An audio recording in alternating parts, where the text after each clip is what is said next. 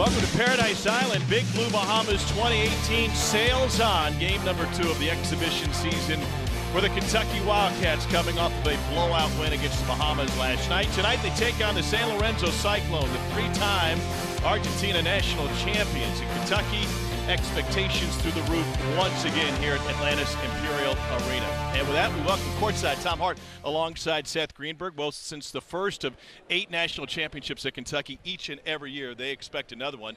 This looks like a team that could deliver that. Coach Cal talks all the time about Kentucky's not for everyone. Why? Because of the expectation. At Kentucky, you're expected to go to Final Fours and win national championships. This team has the potential to achieve those goals. They're a long way from them. It's a long season. But when you look at their talent, their young talent with returning players, this could be potentially their next national championship. Well, the man who tried to get them to their second win of the exhibition season tonight is Tony Barbee. He's the acting head coach. He's standing by with our Dan Dockage. Well, Coach Barbee is here. Coach, we were talking off air. Nick Richards, man, was he good yesterday? He was really good, but last year Nick was a typical freshman. We have had some abnormal freshmen who've been really, really good. When they come back as sophomores like Nick did, like Quade did, they play with a different level of confidence, and you saw that out of Nick. I saw Coach Justice doing a little scouting, going over personnel. In these games, how much are you worried about the opponent? Well, we're trying to give our guys a taste of what it's like during the regular season, but it's different that you don't necessarily know these guys. They didn't send their regular teams, so you don't know what the coaches are going to have in. We just try to give them a sense of what to get ready for the year. Yesterday, first game. I'm assuming you guys all sat, you watched film. What did you learn about your team? We got a chance to be pretty good. You know, the one thing is over the 10 days of extra practices we didn't do any defense, hardly any, and it showed yesterday. So we just hope the guys are a little bit better defensively. Good luck. Thank you. You're the coach, man. Yeah, absolutely. Kentucky expects to win, brother. They have a tough time getting off to as good a start tonight as they did last night when they led the Bahamian team 13-0. And this place, Seth, was rocking. Big Blue Nation is having a big blue party down here in the Bahamas. It's crazy. There's almost 2,000 people here. They're excited to see this young, talented team. And, you know, John Calipari's looking for improvement. Yesterday, dress rehearsal. Today, maybe take a step forward. Here's a look at the starters for Kentucky. Nick Richards coming off of a 19-point performance, and right off the back, Quade Green gets a bucket. 5 assists against just 1 turnover last night. And everyone was losing their minds. Quade Green struggled shooting yesterday, 0 for 6 from the three-point line. The guy's proven three-point shooter. He's got room, he's got rhythm, he will make shots. That's the least of Kentucky's problems. This is a grown man team. For Quade Green, he's going to make shots. Yeah. That's who he is. He's a shot maker. Well, Dan didn't waste much time getting back to the table, did he? He wasn't even seated. Shocking.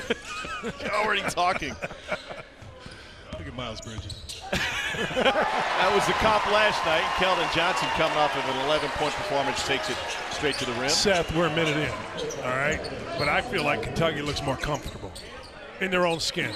Well, you know, we were talking about this at the start of the game. I really believe, and I know you want to learn something from last night, but last night was a dress rehearsal for these young players.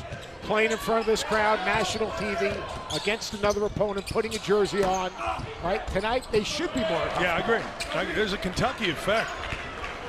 But here's my likes and dislikes from last night. Nick Richards was absolutely fantastic. And the Kentucky effect, meaning big-time environment, didn't do anything. Tyler Hero just went after it. Overall depth, you know that's going to be, I think the guards will be able to pressure. Tony Barbee said they haven't really practiced. There's another shot by Green. Very coachable group.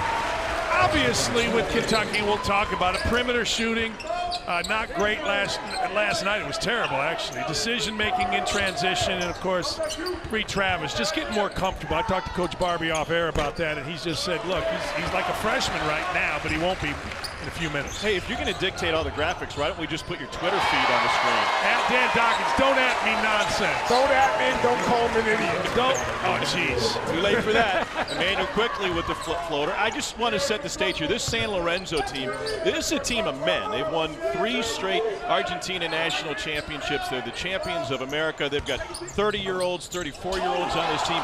They should give Kentucky a stiff test tonight. Yeah, this is a veteran team that plays without spacing, that they are together for a long period of time. And where it's going to impact Kentucky is not on the offensive end. To me, it's going to be on the defensive end. Kentucky's ability to defend spread ball screens, back screens, to communicate, defensive transition to find shooters. That's going to be the challenge for this young team that hasn't spent a lot of time on the defensive end. For San Lorenzo, 3 Americans on the squad, including Dar Tucker, who played at DePaul, and Donald Sims, who was the SoCon Player of the Year at App State. There's your guy. He's going to be good. He's going to be good. Hey, look at this. You let a good player in the lane, bad things happen. He gets right into the lane, comes over, little slide, keeps his chin on the rim, gets it over the front. I'm telling you, I know you don't like my comparison, but I'm not really asking for approval. But I do think he reminds me of Miles Bridges. You're entitled to your opinion. Thank and you. You know what? Miles Bridges was not a good player, great player, incredible teammate, a guy that other guys wanted to play with. Both are terrific players. I think he's more in this moment in time a three-man than Miles was, his freshman year. I agree. A little more with the ball, but he's good. He's going to have that. He's going to have that kind of impact. And that led me to the next question. So what's the ceiling for him? What can be expected from a freshman? Well, I mean, here at Kentucky. At Kentucky, freshmen are expected to be team leaders, All-Americans, impact the games, go to the Final Four. Go to the Final Four. Because you know what? That's what you sign up for when you go to Kentucky. E.J. Washington with the drive. There is an injury today for Kentucky. E.J. Montgomery's been bothered by a gimpy back the last few days. He was out there for warm-ups, but he will not play tonight. Can really play. Like I was talking to Coach Barbie before, and I asked him about it. He goes, "Damn, has an incredible feel. Obviously, he's going to be able to score because he's got a good touch. Shoots the ball. I mean, he's pretty good. That kid. They need him healthy." Chris Bosh.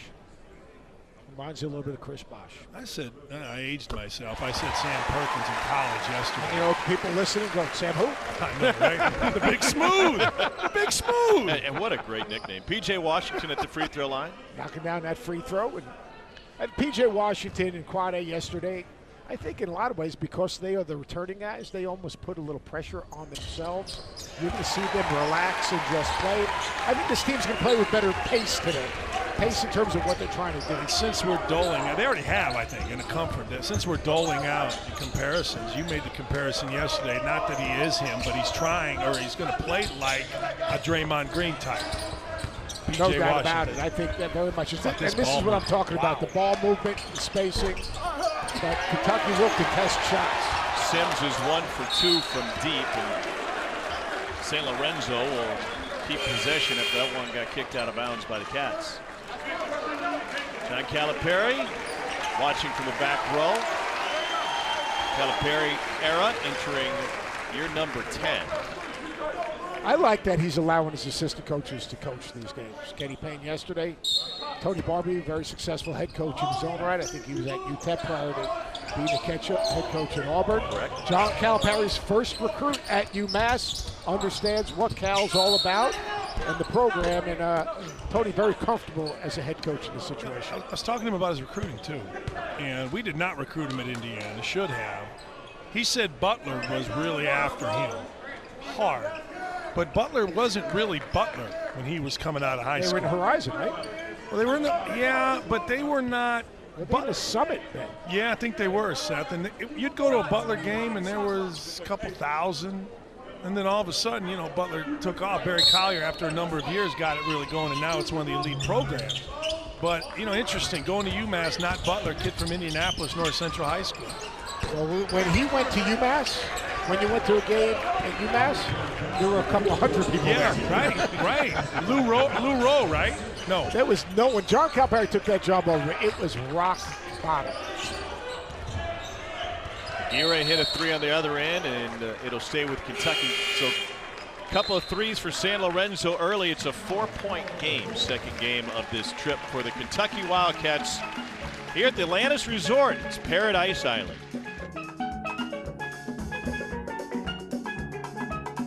(14-10), Kentucky lead over a team from Argentina, 3-time national champs in their National League. Weekdays from 3 to 7 Eastern, the Paul Feinbaum shows right here on the SEC Network. The voice of the SEC will discuss the day's hottest topics and field calls from his passionate fans. You can always see it streaming live on the ESPN app. Seth Greenberg beat me so bad today in golf that I literally took off my shoes, walked over the wall, through the sand, and into the ocean right there to get baptized. I needed to be absolved. He down 3 at the turn. He came back and whooped me darkest day in Dockage athletic history. I'm going to use a phrase that I don't know it's ever been uttered before, but that poor cardiologist, our friend Mark was our fourth today. He got stuck with us, and I've never felt more sorry for a person before in my life. Lee Travis gets it stuffed. I'm not going to say anything. Oh, wow. That's a first. Hey, congratulations the cream always to you. rises to the top. And it did. It did. Look at this ball movement. Hey, by the way, thanks to the Ocean Course. It is fantastic. The Atlantis Resort is incredible at every turn, and we're impressed once again. Jerome Inyitse, who played college ball in Virginia with a bucket, he's got 4 points early. Thanks to Liam Miller for having us. This kid is fearless. He's a hero. I like the comparison of Jeff Shepard. I like Shepard. That's good. That is a good comparison. Shepard could just jump up and knock down jumpers. He's got to be able to guard the ball. And they chart blow-bys, and Hero and Friday Green struggled yesterday keeping the ball in front. On the offensive end, on the other hand, man, he can make some plays. He needs to drive that thing and spin. There you go. That was his go-to move at Stanford. Averaged 19 points a game last year. Coach Knight told me Jeff Shepard wasn't good enough. MVP, most outstanding player. Coach Knight right underneath the ball. I'm just telling you, I mean, we're here to give interesting nuggets. Bob Knight said Jeff Shepard, Peachtree City, wasn't good enough. He went to Kentucky and became the most outstanding player in the NCAA tournament. High standards for Coach Knight. I can understand that. We've all made mistakes. And yet he took me. Near steal, recovered by Ashton Higgins. This going on. Nope. That's a good move. That's a best move he's had in 2 days. Work to the middle, work opposite the defense, quick. Didn't hold it too long. Really good post feed, using the dribble, getting an angle, and terrific job by Travis making a quick play. Can't let the ball not get caught great that defense. deep. Right, not great defense. You let a good player get it that deep, you got serious issues. I mean, this guy played at Virginia, averaged 3 points a game. You can't let him catch it with a foot in the paint. 29-year-old from Baton Rouge. Here's Hero. That would have been spectacular. Kentucky made its first three last night and missed 14 in a row. It was an abysmal shooting night from deep. Unfortunately, continues the trend that they had last year, struggling from the deep ball. How about Higgins? Does he have terrific hands? Watch this. Tyler Hero, nice job of getting an angle to feed the post and a quick, explosive move. But you know, watch this. Watch how deep Travis is. He's got 2 feet in, and before that, before the post feed, he held off the defender so strong, so tough, and backed his feet down that there was no chance. And that was a man he was going against. I'm telling you, he did not play great yesterday. He was uncomfortable, but he was out here early getting shots up, and he's going to be just fine. He's going to be. They got 99 problems. He ain't one of them. But he still ended up with 14 rebounds. Right. Got man hands. Quickly, and he'll go to the free throw line. I just like the pace of what Kentucky's doing right now. Guys aren't trying to get to the end of the play. They're trying to make plays out of their spacing and their sets. They're making quick plays. They're still sharing the ball. You know, they didn't shoot it well yesterday, Dan. But I can count 1 or 2 bad shots. They took good shots. No one chased it. No. Guys let it come to them. They got it inside. They missed a ton of layups. I thought they had some bad decision-making in transition. You know, you and I were harping on that, but no, I agree. Right? That's why I put coachable, you know, in that little list that I saw yesterday. Nothing on the bench, other than guys, you know, listening, learning, paying attention. Emmanuel Quickly, part of the number 2 ranked recruiting class in the country, out of the John Carroll School, and goes 1 of 2 from the line.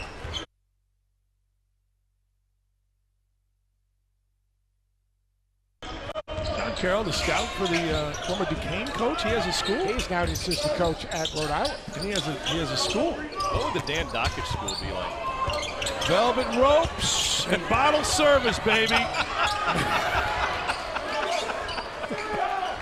That's a good job of Travis talking on that switch. Oh man, that's a bad job by everybody. Bad closeout right there. Yeah, no help from P.J. Washington closing it off. There's the decisions. I'm telling you, freshman guards will kill you.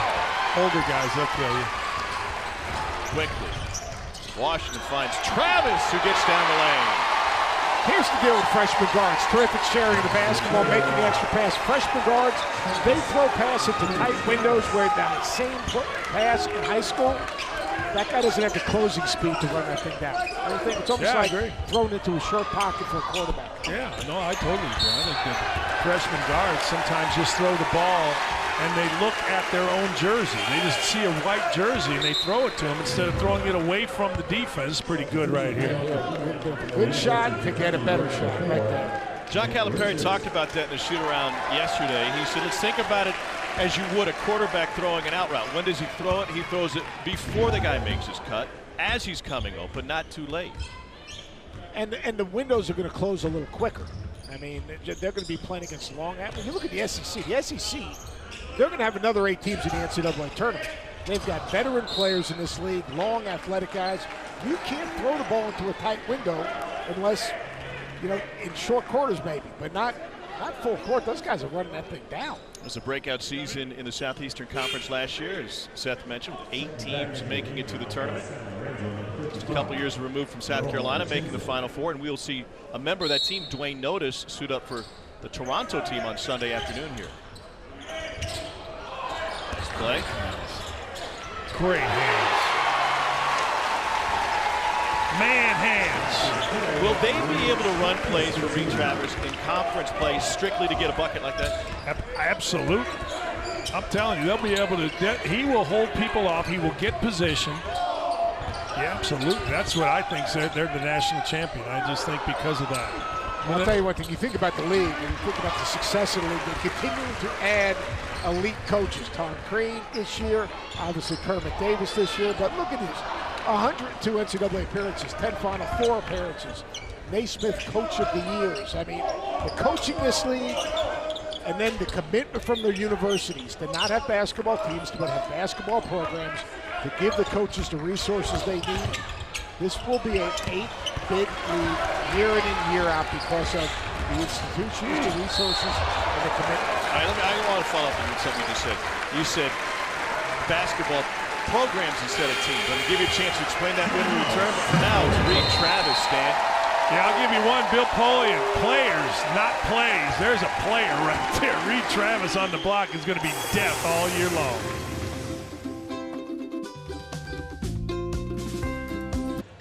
(23-16), Kentucky with a 7-point lead at the under 12 timeout. Here's second game of their exhibition tour in the Bahamas. We're talking about the level of play in the SEC. Here's a look at Seth's all returning team in the league. Yeah, there are dudes coming back in this league. Player of the year, Grant Williams. Jared Harper's possible to keep out of the lane and shoot the free. Gafford, maybe the best low post scorer in the league. You got Washington Waters, a terrific guard, but they're not the only guys. I mean, you got Chris Silva at USC. I mean, you've got a list of guys returning. You know, the Witherspoon brothers, Lamar Peters at Mississippi State. Terrence Davis can really score at Ole Miss. Jonte Porter, who's going to have a breakout year as a sophomore. Jalen Hudson, he's wired to score. How about Admiral Schofield? That front court of Schofield and Grant Williams, maybe the most physical in the league, and that's why they need Reed Travis to compete against those type of players. SEC co-champs last year at Tennessee. I want to go back to what you said before, the difference between having a team and a program. Yeah, you can have a basketball team, but to have a program, it's all the other things. It's the support system. It's the manner in which you run your program. It's facilities. One thing is hiring a coach, but you need all the other things around the program to make sure that that program has a chance to be successful. Videography. The best program in the country has videographers, so you can go and sell that program on social media. There are so many different aspects. Legitimate strength and conditioning programs, academic support, everything's in place in the SEC. You have an 8-bid league year in and year out. You like Jose Mendoza there, do you not? Wow, that was sweet. You know what? The great Pete Newell told me once, great players jump when no one else does. Nice cut there by Hero. And I always watch that. A guy goes to the basket. Isaiah Thomas was the best I ever saw at this. In a crowd, all of a sudden, one guy's jumping, and the other big guys are standing and watching, and that was what we saw right there. This is the problem with Hero. Hero scored on the other end, but he's got to be able to guard on this end. Got beat off the bounce a second ago. Didn't communicate on this end. He's got to be coordinated. I'm looking at some positives. When I saw you, Coach, I thought positive. glass half full. I always had Doncic as a mostly empty glass kind of guy. Here's Hero. There it is. Fearless. I'm telling you. That kid, look, you play at Kentucky. It's hard. There's so much scrutiny. Everybody knows you don't play well, you're going to hear it. You play well, it's going to be a hero. 40 points, 8 different times in high school. I'd say that dude expects to make shots. Yeah, it depends who he's playing against. Coach. No, Come on, don't coach. give me a break. 32.9 points a game in high school. I don't care. You know, not everyone just walks in the gym and scores it like that. 43% from the three-point line. He can shoot it. He's got size. So he's got athleticism, you think all high and he's schools are fearless. No, but he wouldn't be in Kentucky if he wasn't any good. I didn't say he wasn't any good. I'm just saying that, look, I've watched Zion Williamson dunk on like guys that look like my daughter. He also dunks on grown men. Maybe. We'll see. When? I saw him in Italy be pretty good against grown men. We'll find out. You can see what happens in the Champions Classic to start the season. Right. I mean, I watch these tapes on these guys getting 40 a night, and I'm like, come on. LaMelo, what's his name? No, that's don't even get me started. Going back on defense, of course, half court is optional. Yeah. What is Nick Richards? What a game he had yesterday. It was fantastic. Tonight at 9 Eastern, SEC Now will talk a lot of Kentucky basketball. I can promise you that. They'll also talk about the latest football news from around the league. SEC football season starts 3 weeks from tomorrow. That's pretty crazy. Hey, a couple things, Seth. PJ, really nice. PJ Washington, top of the key, three-point shot's going to be a weapon for Kentucky. No doubt about it. That's something he worked on all summer. I watched a little videotape of him working out. It looks like he can shoot that. Again, my comparison, I'm not saying he's Draymond Green, but he's Draymond-esque. I mean, he only made, 4 threes all of last year? But when he went through the draft process in the NBA, they said you need to be more of a face-up offensive player. How good is John Calipari working with guys saying, these are the steps you need to make? We can have room for you to do that in this program. Yeah, I think that's the opportunity he's going to have. That's why he came back, and that's what he's going to be working on each and every day with this coaching staff. If one thing they understand is they got to push the sides of the box of his game out. That's the next step for his game. They know he can score on the block. I think he's got to improve his passing game, and I think he's got to show it. Yeah, decision. I think he's got to show not only can he drive it from the high post, but in that swing spot, he can just jump up and knock down that trail three. I agree. You know, in talking to Tony Barbie, he was interested. We just had a 5-minute conversation. You know, he said the hardest working guy on the team was Tyler Hero. Said he lives in the gym. Yeah, said he is there all the time, and I got to believe just based on his body and look what his skill level. I got to believe P.J. Washington is right there with him. Well, P.J. Washington has really improved his body. Yeah.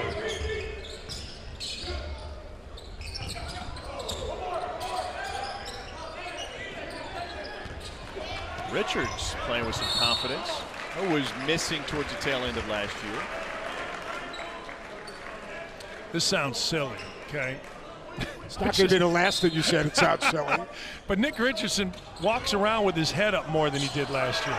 Used to be his head was always down. Now I watch him, he's up, his head's up, and he's confident. That's a sign of it. All right, here's bad defense. Dar Tucker, who played his college ball at DePaul, averaged 19 points a game as a sophomore. Saginaw, Michigan. They're buddies with Draymond Green. They played together 3rd, 4th grade. When I look at this Kentucky team, they've spent absolutely zero time on the defensive end. The defensive fundamentals need to come. That's big time right there. Yeah, it is. Because he keeps his head up. The first bucket for Richards. At what point, as a coach, do you really start concentrating on the defensive side of the floor? As soon as school starts. Yeah. So it's okay, is what I'm saying. Like, Kentucky fans are going to overreact to everything. That's what makes them such a passionate fan base. But that's okay for now. Yeah, here's the thing: they need to be good at what they emphasized in the summer. Right? If they didn't emphasize, boom, right there. I told you could shoot the three. I told you he was Miles Bridges. That's what Miles Bridges does: shoots the three as a 6'6" athlete. As I was saying, I really believe that Keldon Johnson has a chance to be special. He can drive it, he plays hard, he runs the floor, he gets the offensive glass. And by the way, Dan, he can shoot the three. Just like Miles Bridges. NCAA rules. We'll talk with USA Basketball. Make yourself useful. Go talk to somebody that'll I just listen to you. Kentucky shooting the lights out here early, 70% from the floor, 3 from 4 from deep. We kick Seth off the table for now. He's got somebody more important to talk to. He's standing by with USA Basketball CEO, Jim Tooley. Jim, yesterday the NCAA came out with some potential reforms. USA Basketball is mentioned in those reforms in terms of trying to find different ways to, as they would say, clean up summer basketball, scholastic basketball. What was your opinion on how the press conference came out and what was said? Well, I think some of the narrative that came out yesterday suggested that USA Basketball wasn't in the loop, wasn't in the mix on a lot of things that were out there, and that's not the case. We've been talking with the NCAA, the NBA, the National Basketball Players Association about ways to work together in the non-scholastic space to improve the landscape. The one thing that surprised us yesterday was just a piece on the player agents, that kids could get an agent in high school if we had identified them as a elite athlete.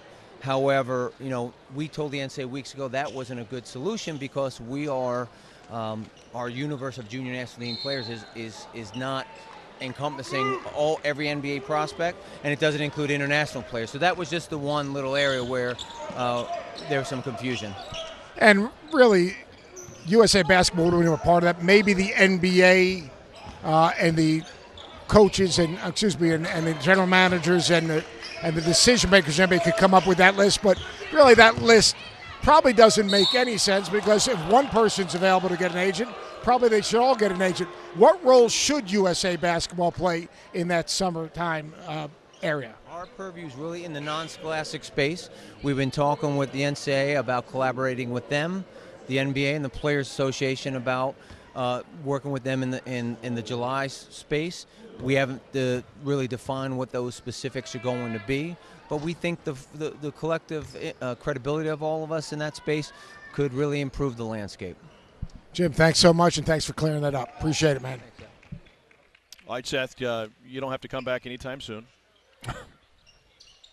Couple of free throws knocked down. Here's what we're talking about as Belarus goes 2 for 2 from line, 20-year-old, and now a steal and an opportunity for San Lorenzo. Wow. A trip to the free throw line coming. If you saw the news coming out of the NCAA yesterday, sweeping changes regarding a lot of different items as far as college basketball is concerned. Now, some of these are waiting on the one-and-done rule to be rescinded, and that's still based on the CBA, at least 3 years away. So some of the agent talk is something that's going to have to wait. Yeah, and, you know, there's some good things. Like, let's be honest. I mean, if the NCAA makes a ruling, then everybody's going to complain about it. They could do Mother Teresa's work and people would complain about it. I like this. I do think that undrafted players should be allowed to return to school. Here's the issue with that. Let's just take that one. You know, somebody's going to get left out. Double dribble. Is it going to be the returning player where there's not a scholarship available, or is it going to be an incoming kid where all of a sudden he's told there's no scholarship? Coaches, players are going to have to trust each other. They're going to have to talk to each other. And coaches are going to have to make decisions that they're not going to want to make, and they're not going to be very popular because somebody's going to get left out. It's a pretty small pool, though. Very small. Those who request an undergraduate advisory committee evaluation, participate in the combine, and aren't drafted. So there were 69 players who participated in the combine last year. Only 5 of them went undrafted and still had eligibility. Well, let's be honest, Tom. All this is about a very small number of players. I mean, look, we talk about paying players, right? All right, well, fine, but who's really worth? Who sells jerseys? What's the brand worth to a Kentucky? You know, I've made this all the time. I saw a ton of Tyler Hansbrough jerseys with North Carolina on them at the Final Four in Arizona. I didn't see any of the Mad Ants when he's playing for Fort Wayne. So what's the value of the brand? So why are we making rules if there's 19,000 NCAA players over the scope of the college game? Why are we making rules for the 1%? I don't get it. I really don't get it. I mean, he's going to be nice. He's confident. I don't know. That's all this is about, the 1%. There are so many guys that cost a university $150,000 a year is basically it. You tell me the 10th to 13th man on the bench is worth that? Of course not. This is a great deal for kids. It's not a popular thing to say, but it is. Dart Tucker off the mark there. 14-point lead now for Kentucky. Another double dribble. Hagens has double dribbled twice. Got away from it. Good for him. Seth's back. Lucky you. I don't know about for Dan, but it's lucky you. No, I love you. Are you kidding me? Spent all day with you. Throw it in there. Give him the ball. Quick. He's got to go quick. There you go.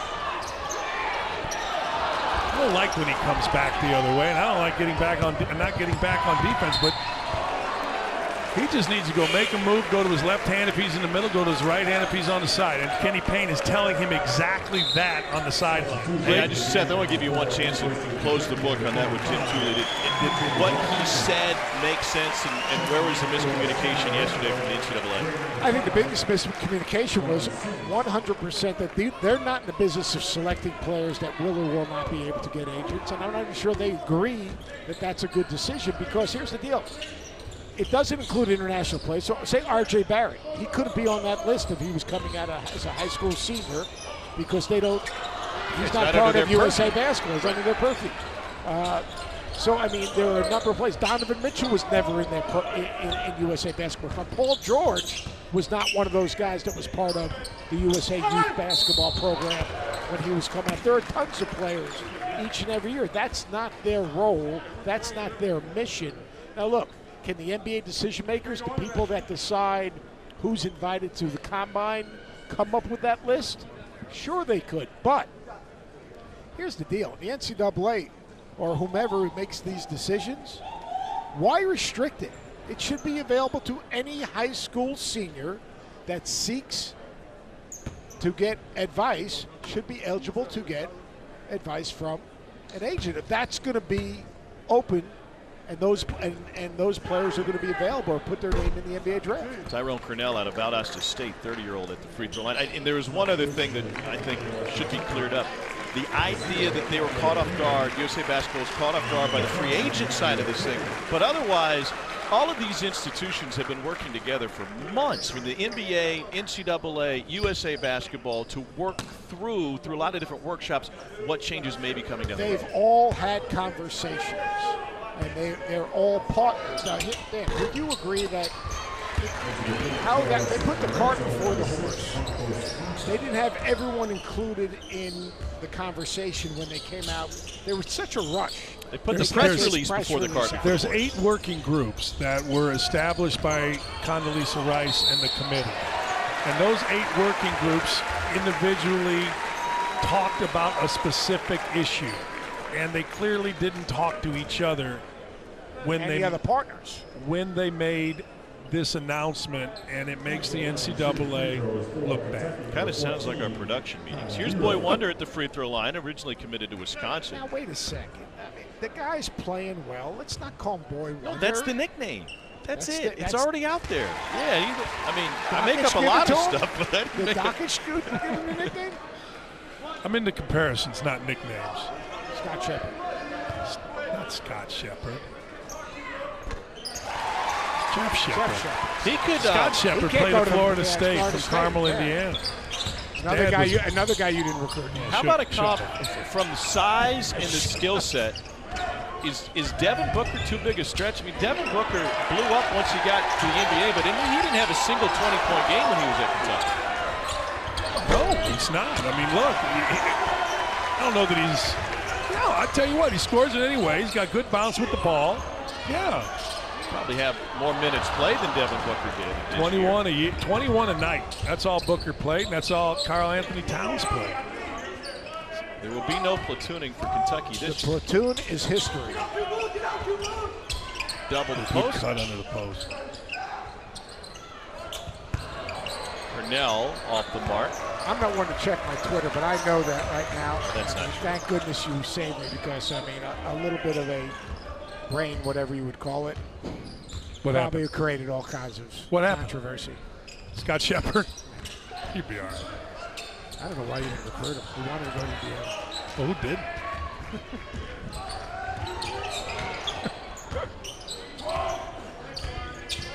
I can give you names. All right, getting a little sloppy when the ball doesn't move, the Argentinians.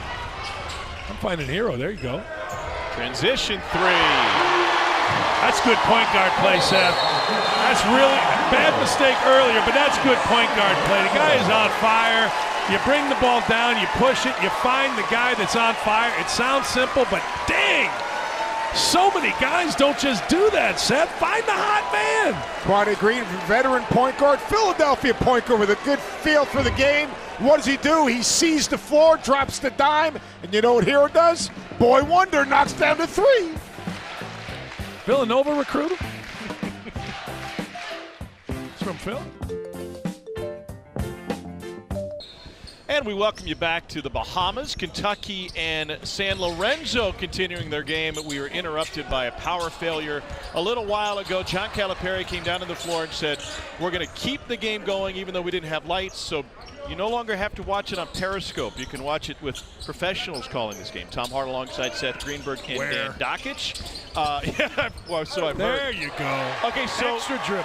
Seth, give everybody a rundown of what happened since they last saw this game. I think Kentucky struggled offensively a little bit, got stuck, and it impacted their defense. Their defensive transition wasn't very good.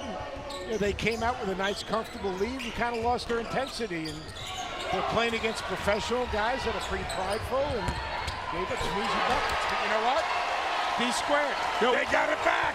Yeah, they're looking pretty good. Look, best thing that happened was the halftime. I put a little kids camp on. It was very nice. Kids were running up and down. We had a good time. So that's the most important thing. It's all about you. Of course it is. It's all about Dan Dakich. We're just here for window dressing. But I will tell you this, Kentucky really hasn't guarded, but they are more comfortable, particularly Reed Travis and P.J. Washington. Very comfortable in the middle of the court here in the interim. In an interim? Yep. I just appreciate that. I'm not sure we've seen Nick Richards on the floor in the last few minutes, so this is a kind of a different look lineup, a little bit smaller with P.J. Washington at the 4 and Reed Travis at the 5. You know what's interesting is how they're defending Tyler Hero. This team right now is denying Tyler Hero the ball on every single play, which he's going to see. If he gets it going offensively, people aren't going to let him catch it where he wants to catch it. Two things. Doubling the post, they're going to have to learn to play out of, but obviously it's August. And Tyler Hero, you're exactly right. I expect over the course of this year, the baseline action they ran with Kevin Knox. Circle. I expect Tyler Hero to be in there. Not maybe today, but feels good to be back. You know what I like what he says? You're exactly right. Yeah, he doesn't say that very often. Who? Appreciate that. Very cerebral. Manuel quickly had 5 and 5 last night. Kentucky on a 4-game tour of the Bahamas knocked off the Bahamian national team last night. And this San Lorenzo team, the 3-time national champs in Argentina, they've won 3 in a row. Current champion of America. It's going to be interesting, Tom, Seth, we covered the TBT. Yeah. Be interesting if a team like this decided to get in the TBT. Well, I was talking close to being good as overseas league. Well, I was talking with their American players, Dar Tucker and Eric Dawson, before the game, and I was talking about specifically the dunk contest there. But yeah, I was talking about TBT, and they said, "Oh, that's the one they paid for $2 million, right?" Right. But then because they're pros, they said, "Yeah, but they take taxes out, and then you have to split it among your teammates." Right. And they quickly did the math because this is their living, this is their business, and there's Dar Tucker in the run. That's what I'm saying. For a couple weekends, let's say you make $80,000. Yeah, pretty good. Not a bad way of life. By the way, this team plays about a 10-month schedule in the National League in Argentina. This is kind of their off-season winding down, so it's a warm-up for them. They'll play their first game in mid-September. 20-team league. Yeah, that's what I'm saying. I mean, it works out fine for these guys to come in. Who knows if they can win it, but they would certainly be a force in it. They'd be a good team, but as you watch that Eberlin Drive team, that team had NBA guys. I don't know. I'm just saying it would be fun for them to play in the tournament. So you think some international teams should come over and use it as a training camp, maybe? That's what I'm saying. I like the idea. Okay. Maybe another bracket, the international bracket. Great cut, playing out of a double, first time. Hero fouled by Nicholas Aguirre. He's a 30-year-old point guard that plays for the Argentina national team. Argentina League MVP 3 years ago. From Santiago del Estero in Argentina. You ever been there, Dakich? I've been to Chile. Took my team to Chile. Played teams in Chile. An American team has never won in the tournament we went to in Chile. You won it? No, didn't win a game. No, not a game. Nobody has ever won a game. What's a tougher whistle? Team. Chile or Cameron? You literally, well, that's a good question, but you literally have no chance in Chile when you bring your team to Chile. I brought a good team down there. Did you get a tape? Oh, I got thrown out, I think, game 2. I mean, and then there was a fight that I started. Yeah, it was almost an incident. There's a bump and a finish. That's pro ref right there. Marcos Mata. I do think these teams should come over and play in this. I think it'd be very interesting. What about the idea right now that Quade Green's running the point for Kentucky? Is Reese Travis hits a bucket? Really nice decision right there by Quade Green, and that's a part of Reed Travis's game we have not seen. Right. Green, push up, hero, leaves it for Washington and a jam. That's the way, Seth Greenberg, you become a hero to your teammates. No doubt about it. And I'll tell you what, I think it starts with Quade Green, advanced passing. And you see an unselfishness with these guys, don't you, Dan? Yeah, that's why I said it start to show. Coachability, I mean, it's off the charts. Passing is contagious.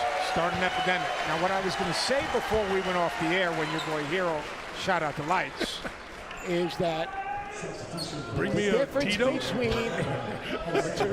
The difference between yesterday and today, to me, and I really believe it, yesterday was a dress rehearsal. These kids now are a little bit more relaxed. They're a little bit more comfortable. They're kind of assimilated to the environment.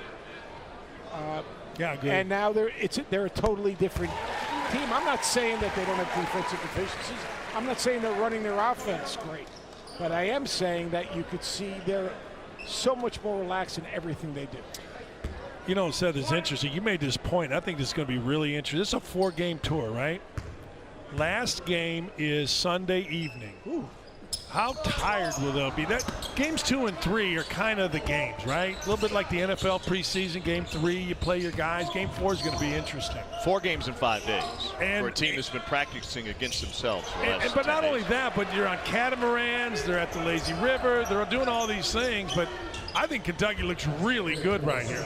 Really good. I will speak from experience. The lazy river that I went on wasn't that lazy. I mean, a little bit there's some rapids on there. I told my wife that you loved it. My wife got cut last time we were here on the lazy river, and it wasn't by me. P.J. Washington with an and one. Told you, more comfortable in the middle. You said it, Seth. I mean, look, this is a, what did you call it, a fact-finding mission. Fact-finding mission, but what yesterday was a dress rehearsal. What did they find today? Tell me.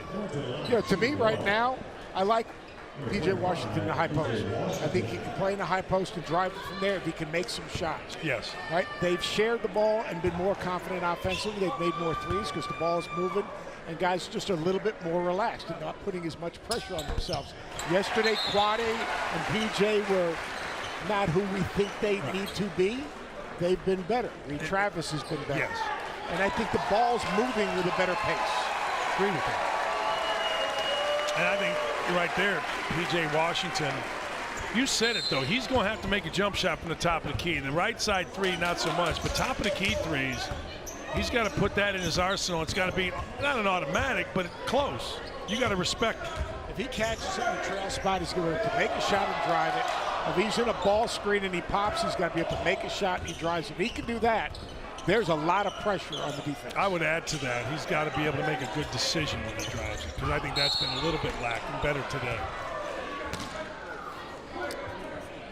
Jerry Wainwright coached Dar Tucker at DePaul. Right. I didn't realize Dar Tucker, the kid going to the free throw line, averaged 19.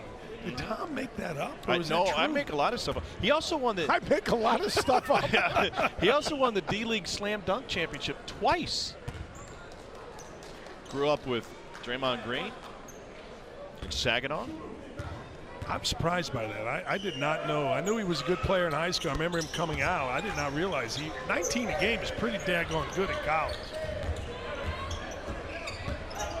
I didn't know you listened to me. That's the biggest shocker.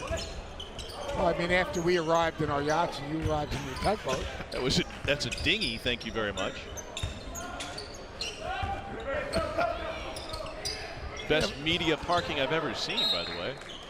Those of you asking, Seth Greenberg whooped me today on the golf course. It was the biggest fold since Greg Norman back in the Masters. It was the biggest comeback since Faldo overfold.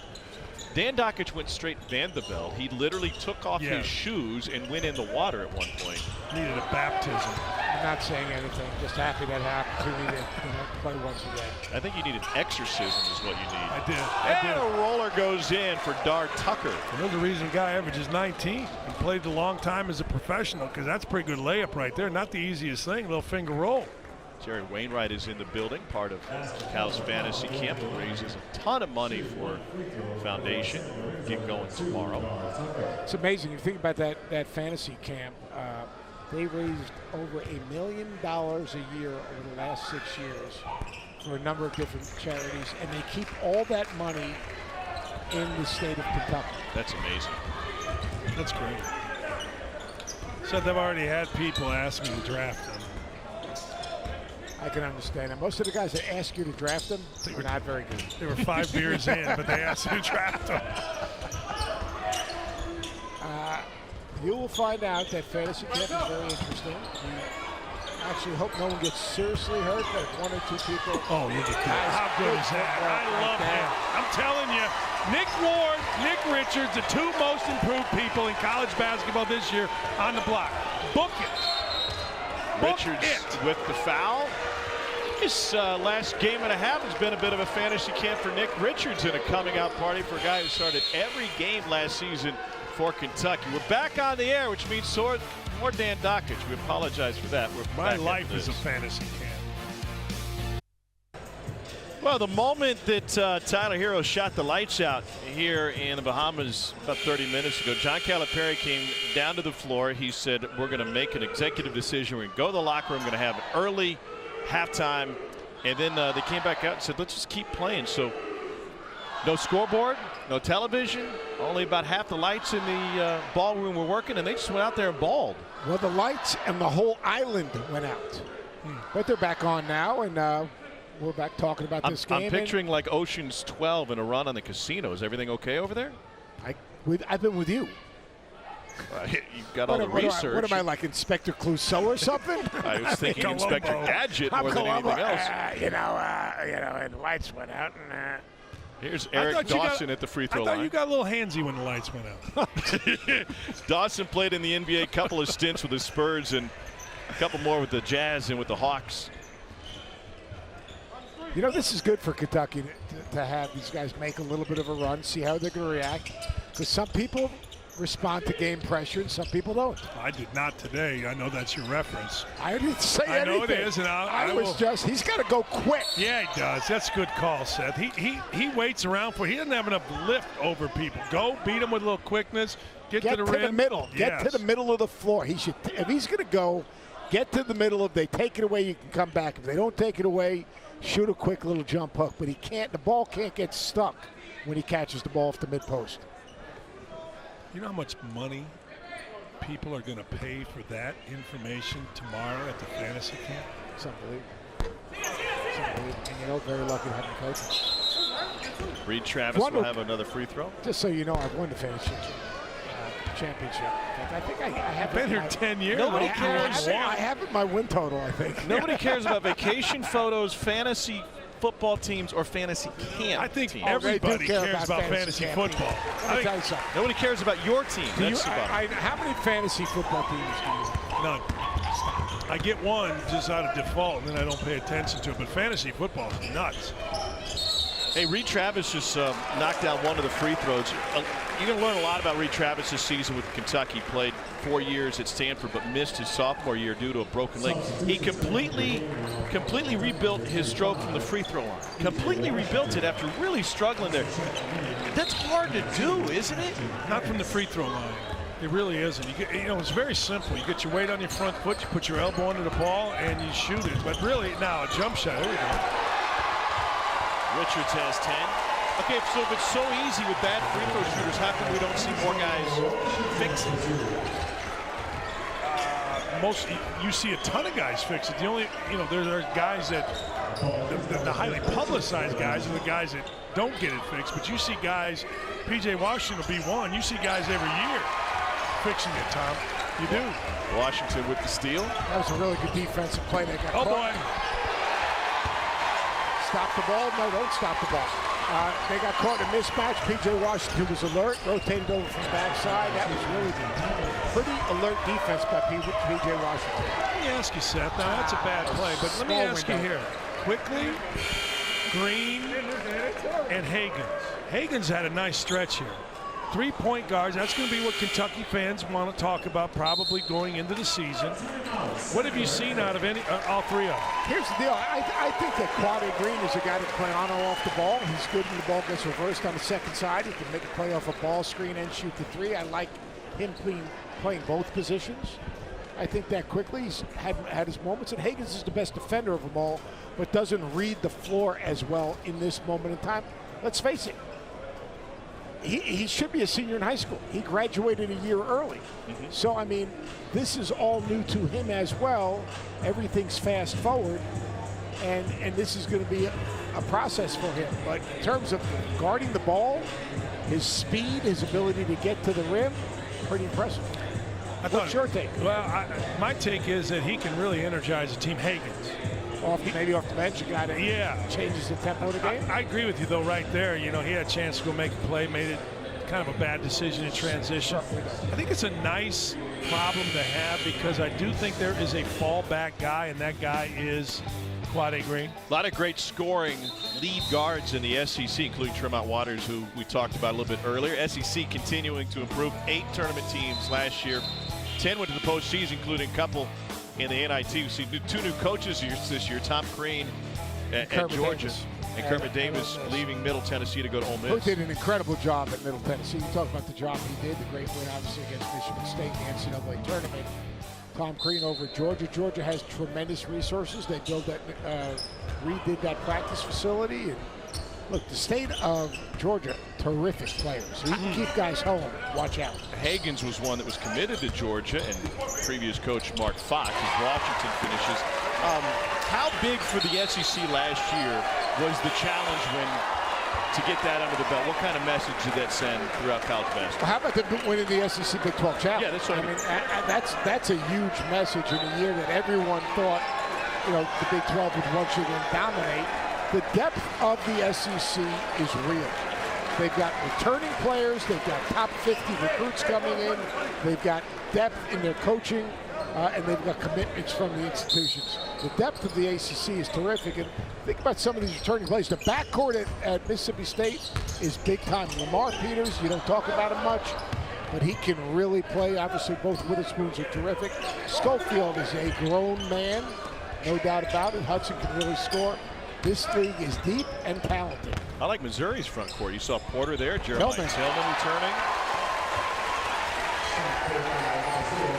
You like Quade? I do. I like him a lot. I think he's really good. And the reason I like him is I thought he got way, way better last year. I just think he's the stabilizing guy. Don't you think last year when they got good, we talked about Knox, but Quade playing a little bit off the ball made them a lot better. They put the ball in Shea's hands. Quade got freed up to catch some advanced passes. This guy won 3 state championships, or 4 state championships, if I'm not mistaken. I mean, he's a winning player, is what he is. He's got a high basketball IQ, good feel. That's sometimes the issue. Thanks for helping me out. Honestly, it's like a stanza, like opposite day. Whatever we say, the opposite's going to happen. No doubt about it. But today in shoot-around, Cal was on him and said, look, hey, Quade, if you're 1 for 10 or 11, hey, in a real game, I can't play it. You can't be 1 for 11. What does he do today? He comes out, knocks down those jumpers, gets a little confidence. That guy's going to be just fine. He's won games. He's won an SEC championship. He's going to be just fine. I think Green. I think Washington. I think Travis eventually. Those are the 3 guys, unless I'm missing somebody, that have proven and will be just fine. What Hero's going to be good, and he's going to struggle some, as you said. They're going to play him differently. The freshmen are going to help. The point guards I'm talking about, Higgins and Quickly, are going to help, and they're going to help big. Maybe not every night. There'll be some slippage.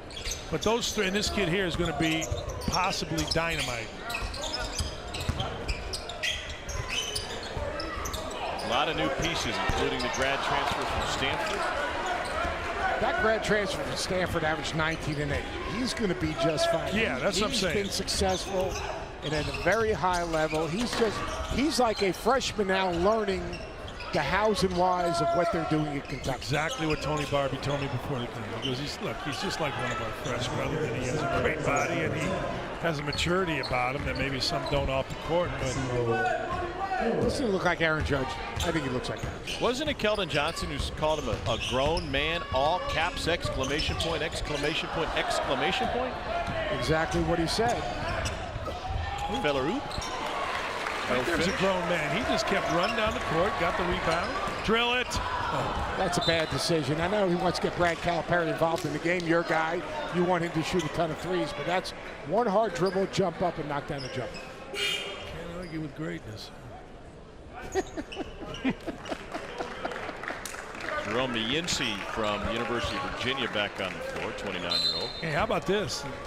It's pitch black down the hallways here at the Atlantis. Wow. So they got the lights on back in here, but not everywhere else. Now, let me ask you this, right? It's the power of Big Blue Nation. Yesterday, after watching the game, you came up with Dan's observations. Yeah.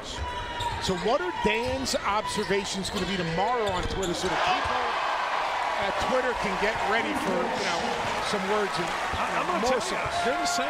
It's a very coachable group. Hero is unafraid. He just made it. I still think that Travis, as a dislike, is a guy that isn't comfortable yet, and they have to get him comfortable. I still think, obviously, shooting is going to be an issue. Not today. But